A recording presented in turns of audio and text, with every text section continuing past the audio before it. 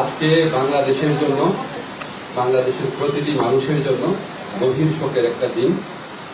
আজকে বাংলাদেশের 3 বারের সাবেক প্রধানমন্ত্রী, গণতন্ত্র, সার্বভৌমত্ব এবং বাংলাদেশের মর্যাদা রক্ষায় অতন্দ্র প্রহরী আপসীয় নেত্রী বেগম খালেদা জিয়া ভোর 6টার সময় শাহাদাত বরণ করেছেন। ইন্না লিল্লাহি ওয়া ইন্না ইলাইহি রাজিউন। গোটা জাতির মতো আজকে আমাদের সরকারে যারা আছেন আমরাও গভীরভাবে শোকাভিভূত। এই শোকের পরিবেশে আজকে বিশেষ আয়োজনে প্রধান উপদেষ্টার সভাপতিত্বে উপদেষ্টা পরিষদের একটা বিশেষ সভা অনুষ্ঠিত হয়েছে। সভার শুরুতে সাবেক প্রধানমন্ত্রী বেগম খালেদা জিয়ার মৃত্যুতে দাঁড়িয়ে 1 মিনিটের নীরবতা পালন করা হয় এবং তার আত্মার মাগফিরাত কামনা করে মোনাজাত করা হয়। মোনাজাত পরিচালনা করেন আমাদের ধর্মমন্ত্রী। সভায় বেগম জিয়ার মৃত্যুতে আগামীকাল থেকে 3 দিনের জন্য রাষ্ট্রীয় শোক প্রস্তাব গৃহীত হয়েছে এবং আগামীকাল সাধারণ ছুটির ঘোষণার সিদ্ধান্ত হয়েছে। সভায় বেগম জিয়ার মৃত্যুতে একটি শোক প্রস্তাব গৃহীত হয়। শোক প্রস্তাব পাঠ করেন আমাদের তথ্য ও পরিবেশ উপদেষ্টা। সবাই সিদ্ধান্ত হয় যে বাংলাদেশে যত দূতাবাস আছে পৃথিবীর বিভিন্ন প্রান্তে সেখানে শোক বই খোলা হবে। সভায় বিশেষ আমন্ত্রণে অংশ নেন বিএনপির মহাসচিব জনাব মির্জা ফখরুল ইসলাম আলমগীর।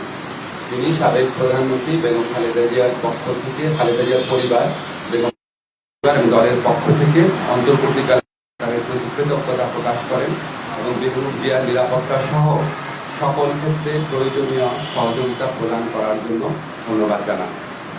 মির্জা ফখরুল ইসলাম আলমগীর সাহেব আমাদের সভাকে অবহিত করেন যে আগামীকাল বুধবার বাদ জোহর জাতীয় সংসদের দক্ষিণ প্লাজা এবং এর সংলগ্ন মানিক মিয়া এভিনিউতে বেগম খালেদা জিয়ার জানাজা অনুষ্ঠিত হবে।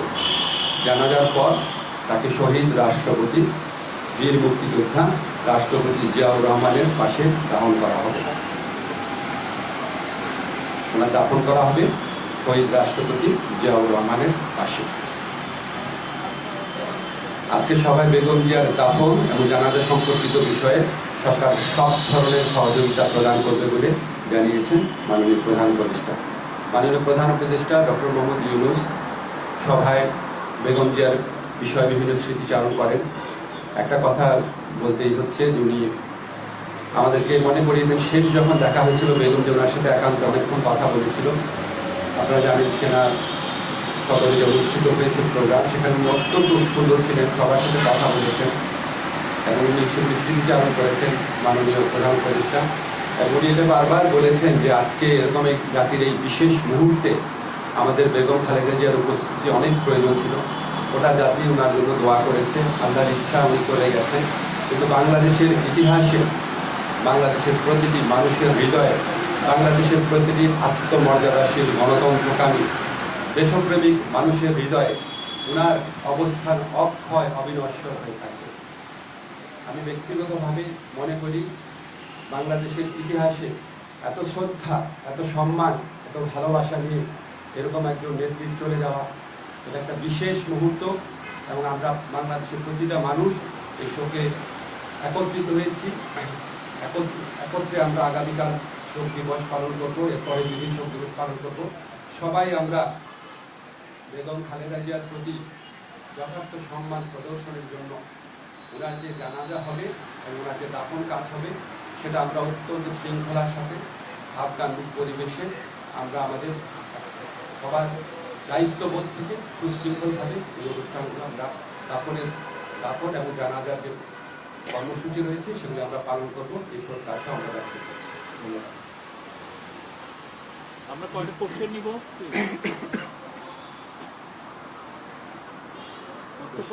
মল্লিক আমার প্রশ্নটা হচ্ছে যে সবই আপনি বললেন সকাল থেকে আরো বলা হয়েছে মিনিটে আপনারা জানাবেন সরকার এবং বিএনপির পক্ষ থেকে বলা হয়েছে।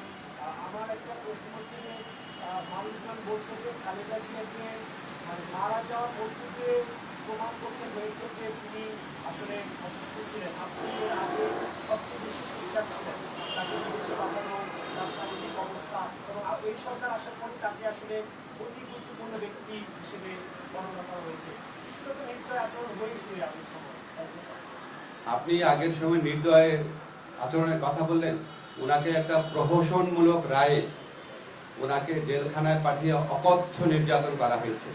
বেগম খালেদা জিয়াকে যেই মামলায় দোষী সাব্যস্ত করা হয়েছে, এটা যে প্রহসনের একটা রায় ছিল, এটা যে একটা সম্পূর্ণ সাজানো রায় ছিল, এটা আমাদের সর্বোচ্চ আদালতের আপিল এবং রিভিউয়ের মধ্যে দিয়ে প্রমাণিত হয়েছে। সর্বোচ্চ আদালত সুপ্রিম কোর্টের আপিলের ডিভিশনের রায়ের মধ্যে বারবার বলা হয়েছে যে বেগম জিয়াকে যেই মামলায় সাজা দেওয়া হয়েছে সেটা সম্পূর্ণ রংলি, উদ্দেশ্য প্রণোদিতভাবে, জিজ্ঞাসা প্রসূতভাবে ওনাকে সাজা দেওয়া হয়েছিল। ওনাকে জেলখানায় বিভিন্ন সময় যেভাবে নির্যাতন করা হয়েছিল, ওনাকে আমরা হয়তো এত তাড়াতাড়ি হারাতাম না।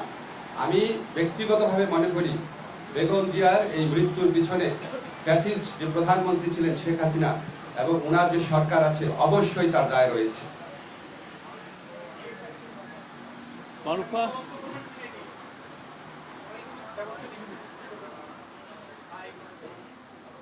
তবে আপনাকে একটা জিনিস আমরা বলি, আমরা আমাদের সরকারের পক্ষ থেকে আপনারা সবাই লক্ষ্য করেছেন, আমাদের যা করার ছিল, আমাদের মাননীয় প্রধান উপদেষ্টা প্রফেসর ডক্টর মোহাম্মদ ইউনূস উনি ব্যক্তিগতভাবে সমস্ত সময় খোঁজ খবর রেখেছেন। যা দরকার ছিল, ওনার যদি আবার বিদেশে পাঠানোর মতো অবস্থা থাকতো, অবশ্যই আমাদের সরকারের পক্ষ থেকে সর্বাত্মক সহযোগিতা করা হতো। উনি ব্যক্তিগতভাবে এই জিনিসগুলোর খোঁজ খবর নিয়েছেন। আমাদের দুর্ভাগ্য, আমরা হয়তো বেগম খালেদা জিয়াকে বছর খানেক বা বছর দুয়েক আগে যদি আমরা হয়তো পেতাম, হয়তো আমাদের পক্ষে কিছু একটা করা সম্ভব ছিল। আল্লাহর ইচ্ছা উনি চলে গেছে। তবে আমাদের জন্য সবচেয়ে বড় আনন্দের ব্যাপার হচ্ছে উনিও সারা দেশের মানুষের সম্মান, শ্রদ্ধা এবং ভালোবাসা নিয়ে বিদায় নিয়েছেন। এই সুমি, হোসেন, এনি? ঠিক আছে, আপনারা সবাই ভালো থাকবেন। এই বিষয়ে একটা মিটিং হচ্ছে এখন 12:30টার সময়, কালকে সিকিউরিটি সিচুয়েশন। আমি জাস্ট মাইকেই বলে দিচ্ছি, কালকে মাননীয় প্রধান উপদেষ্টার নির্দেশক্রমে আগামীকাল জানাজা এবং দাফন অনুষ্ঠান সার্বিকভাবে কোঅর্ডিনেশন করার জন্য 12:30টার সময় এখনই আমরা স্বরাষ্ট্র মন্ত্রণালয়ে বসছি। এছাড়াও বিভিন্নভাবে কোঅর্ডিনেট করা হচ্ছে। আমরা চাই এই আগামীকালের যে জানাজা এবং দাফন, এটা যেন সুশৃঙ্খলভাবে অনুষ্ঠিত হয়। আপনারা সবাই সহযোগিতা করবেন।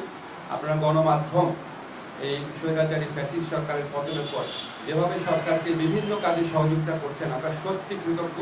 আগামীকাল ইনশাআল্লাহ আমরা আপনাদের সহযোগিতা পাবো। ধন্যবাদ। Thank you.